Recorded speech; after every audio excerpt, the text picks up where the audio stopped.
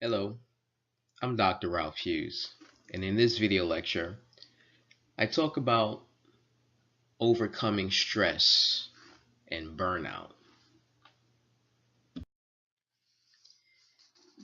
There are certain methods to combating stress and burnout, but first we have to understand, where does it come from?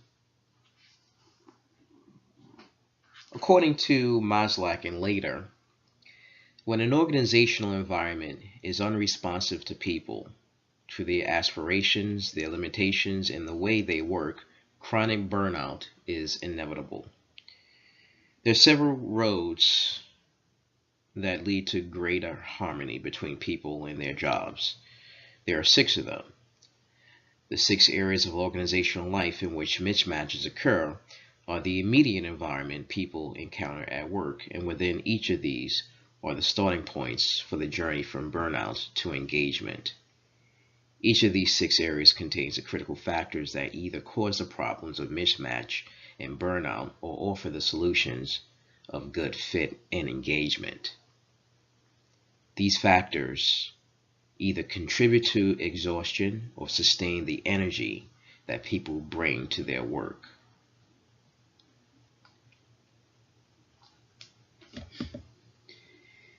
One way to combat stress and burnout is enhanced emotional intelligence. Rest, simply taking a day off from work. Renewal, and I'll talk about this in greater detail. Sabbaticals, retreats. Covey talks about the four dimensions of renewal, such as physical, emotional, social, spiritual, and mental. In order to have greater harmony and balance that can actually deter stress and burnout, you have to ensure that you're balanced in the physical, meaning exercising, having a proper and maintaining a proper diet, emotional, basic, and social. This basically means having something to do that is could be therapeutic, could be recreational as well, such as going to the gym, fitness facility, engaging in martial arts, playing basketball, riding a bicycle on a routine basis. It could be 2, 3 days out of the week.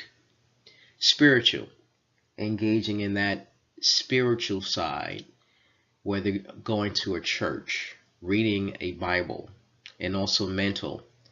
What are you doing to keep yourself mentally fit? Are you constantly reading?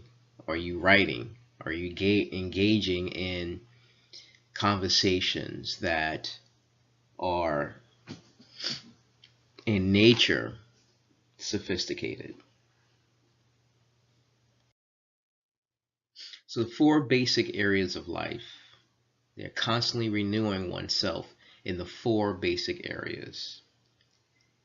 This is achieved through sabbaticals and retreats, at least it can be. A Sabbath is a Hebrew word for rest.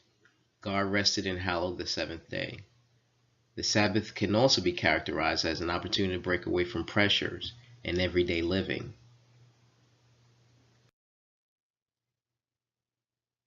Sabbaticals, also, the physical renewal.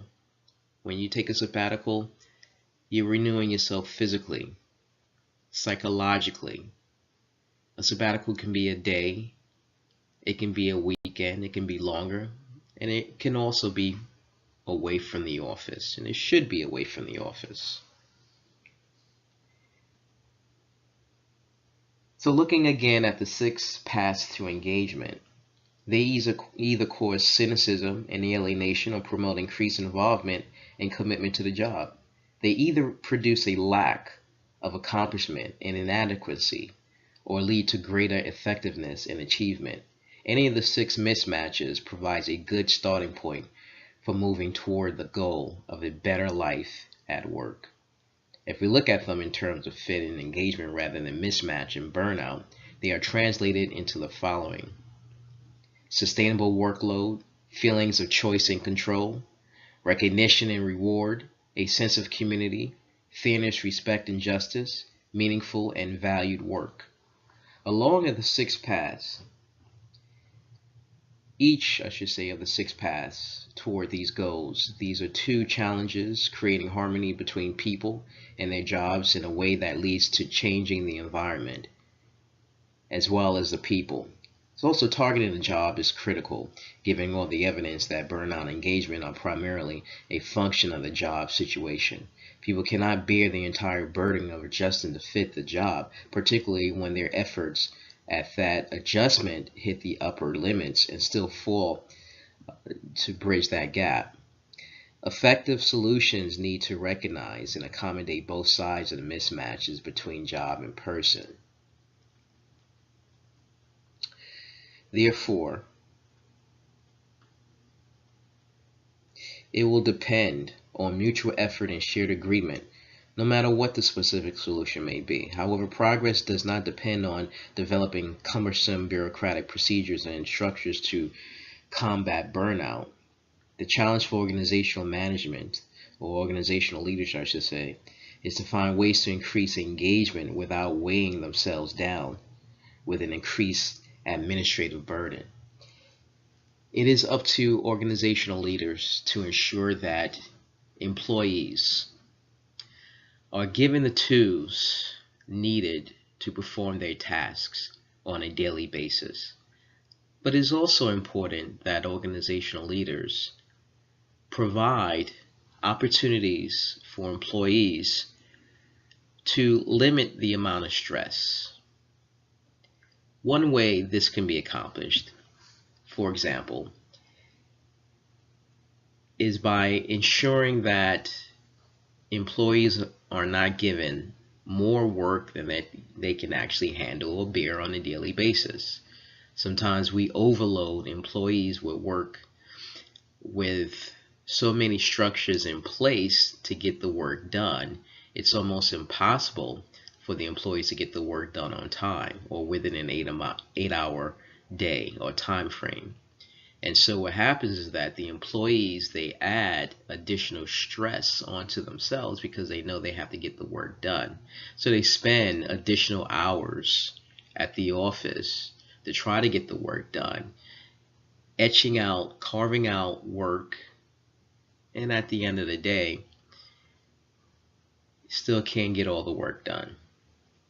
So making sure that employees are given the tools for success, making sure employees are not overburdened with work will limit the amount of stress. But it's also incumbent upon the employee to really have a good balance between the four factors: mental, social, psychological, and physical.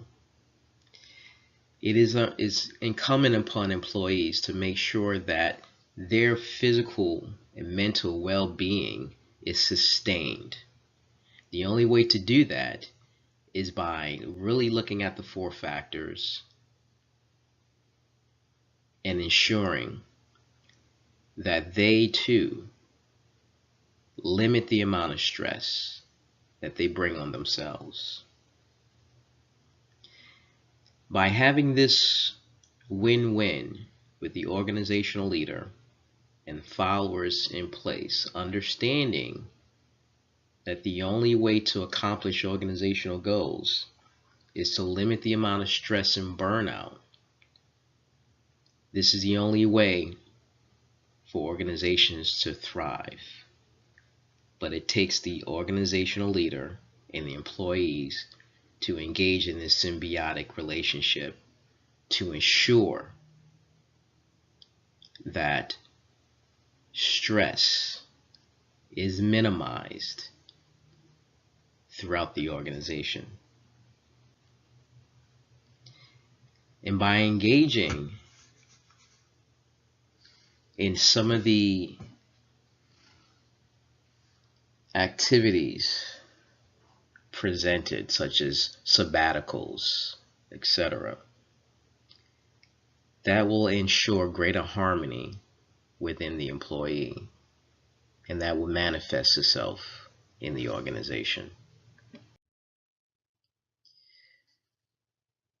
So again, the purpose of sabbaticals and retreats, really, they should be different and in a relaxed environment.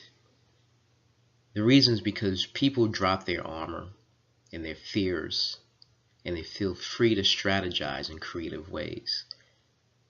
So by also engaging in retreats and sabbaticals, and especially away from the office, this allows employees to become innovative and creative. A resurgence of energy and power and creativity.